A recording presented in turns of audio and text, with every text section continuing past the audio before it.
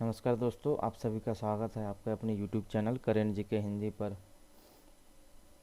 आप किसी भी एग्ज़ाम की तैयारी कर रहे हैं तो यह वीडियो आपके लिए काफ़ी महत्वपूर्ण रहने वाली है। अगर चैनल के ऊपर जो भी नए हैं चैनल को सब्सक्राइबर कर दीजिएगा और बेल आइकन प्रेस कर दीजिएगा ताकि कम से कम नोटिफिकेशन आपको मिलता रहे। आज हम कवर करने वाले हैं 20 इम्पोर्टेंट जीएस क्वेश्चन जो हर एग्ज़ाम कॉम्पिटिटिव एग्ज़ाम के लिए बन रहे हैं। चलिए देखते हैं हमारे सामने क्या क्वेश्चन निकल कर आ रहा है। निम्न में से शासन की एकात्मकता पद्धति का लाभ है। निम्न में से शासन की एकात्मकता पद्धति का लाभ है, बताइए आंसर बताइए। जिसको आता है, जो भी मेरे भाई बहन का आंसर आता है, कृपया आंसर कमेंट सेक्शन में कमेंट कर दीजिए। आंसर है आपका बी, रीढ़ राज्य। आंसर है आपका बी, रीढ़ राज्य। शासन की एकात्मकता पद्धति में केंद्र सर्वोपरि होता है जो कि राज्य राष्ट्र को सुदृढ़ता प्रदान करता है। शासन की एकात्मकता पद्धति में केंद्र सर्वोपरि होता है। ठीक है, शासन की एकात्मकता पद्धति का लाभ होता है रीढ़ राज्य। चलिए देखते हैं दूसरा क्वेश्चन। उत्तर वैदिक काल में वेद विरोधी और ब्राह्मण विरोधी धार्मिक अध्यापकों को निम्नलिखित में से किस नाम से जाना जाता था? उत्तर वैदिक काल के वेद विरोधी और ब्राह्मण विरोधी धार्मिक अध्यापकों को किस नाम से जाना जाता था? तो आंसर बताइए, कमेंट सेक्शन में आंसर कमेंट कर दीजिए। आंसर है आपका बी, श्रमण। श्रमण नाम से जाना जाता था। वेद विरोधी धार्मिकों को श्रमण नाम से जाना जाता था। निम्न में भारत का पहला रेलवे स्टेशन कौन सा है? भारत का पहला रेलवे स्टेशन कौन सा है? आप इस आंसर को जानते ही होंगे, बता दीजिए। भारत का पहला रेलवे स्टेशन है आपका ए, छत्रपति शिवाजी। कोई टाइम न गवाए, आगे बढ़ते हैं। भारत के प्राचीन में प्रयुक्त होने वाले शब्द सत्यमेव जयते निम्न में से किस उपनिषद से लिए गए हैं? सत्यमेव जयते निम्न में से किस उपनिषद से लिए गए हैं? तो आपका आंसर है आपका, बताइए जिसका आंसर आता है मुंडक उपनिषद। मुंडक उपनिषद से लिए गए हैं। आंसर ए, मुंडक उपनिषद से लिए गए हैं। और हाँ, आपको बता दें वीडियो का जो भी पीडीएफ है आपको उपलब्ध करा दिए जाएंगे। निम्नलिखित में से भारत के किस स्थल की खुदाई से लोह धातु के प्रचलन का प्रचलितम प्रमाण मिला है? प्रचलितम प्रमाण मिला है, बताइए जिनको आंसर आता है मेरे फ्रेंड्स। अंतरजी खेड़ा। अंतरजी खेड़ा में खुदाई से लोह धातु के प्रचलन से प्रमाण मिला है। खुदाई से लोह धातु की आंसर है आपका बी। चलिए आगे बढ़ते हैं। निम्नलिखित में से अमीबा में कुल कितने सेल कोशिका होती है? निम्नलिखित में से अमीबा में कुल कितने सेल कोशिका होती है? तो आपका आंसर है 2। आंसर है 2, 2 सेल कोशिका होती हैं, ए नंबर। अमीबा में कुल 2 सेल कोशिका होती हैं।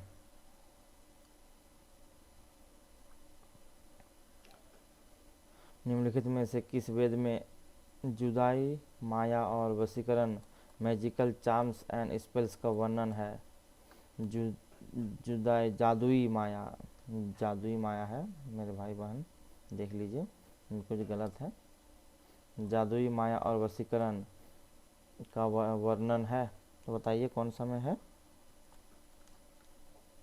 आंसर आपका है डी, अर्थवेद।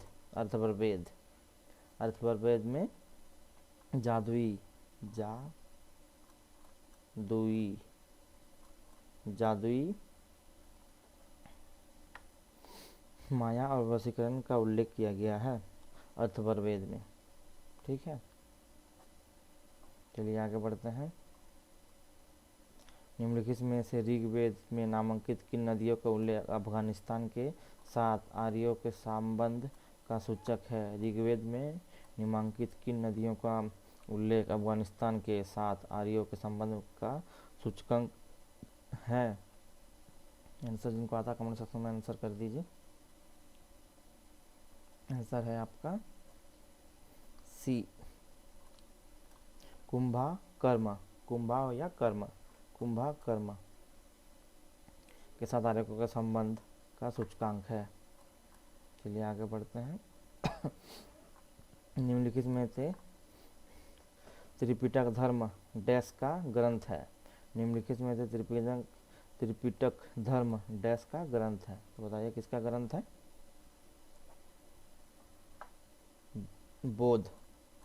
बौद्ध धर्म का ग्रंथ है। त्रिपिटक धर्म बौद्ध का ग्रंथ है। आंसर 9B, बौद्ध धर्म। देख लीजिए अच्छा से, बौद्ध धर्म त्रिपिटक धर्म का ग्रंथ है। निम्नलिखित में से किस शासक ने गंगा एवं सोन नदियों के संगम पर पाटलिपुत्र नाम नगर की स्थापना की? पाटलिपुत्र नामक नगर की स्थापना की? तो बताइए किस शासक ने गंगा एवं सोन नदी के संगम पर, सोन नदी के ऊपर पाटलिपुत्र नामक नगर की स्थापना की? तो बताइए आंसर है आपका ए, उदयन। उदयन शासक ने, उदयन राजा ने गंगा एवं सोन नदी के संगम में पाटलिपुत्र नामक नगर की स्थापना की। तो चलिए आगे बढ़ते हैं इसी के साथ। कौन सा एक ईसा पूर्व 6वीं शताब्दी में प्रारंभ में भारत का सर्वाधिक शक्तिशाली नगर राज्य निम्न में से था?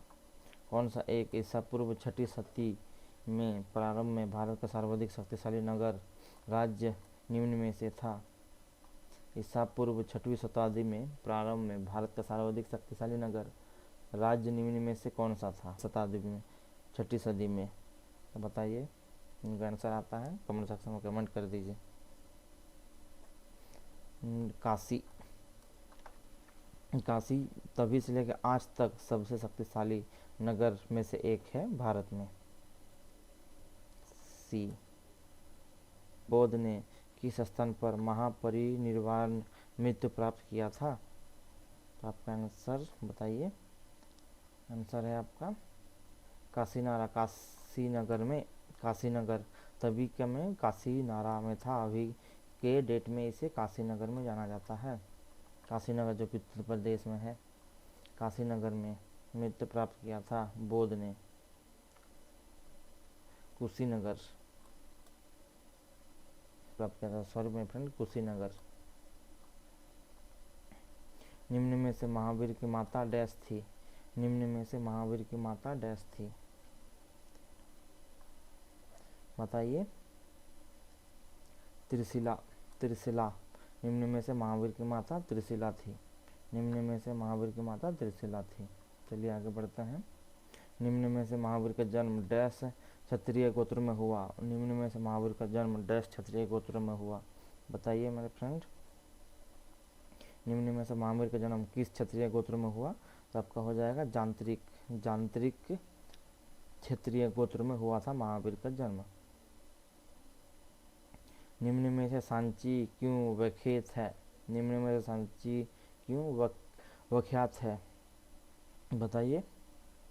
सबसे बड़े बौद्ध सपूत, गुहा, चित्रकारी, अशोक के शिलालेख, उपायुक्त सभी?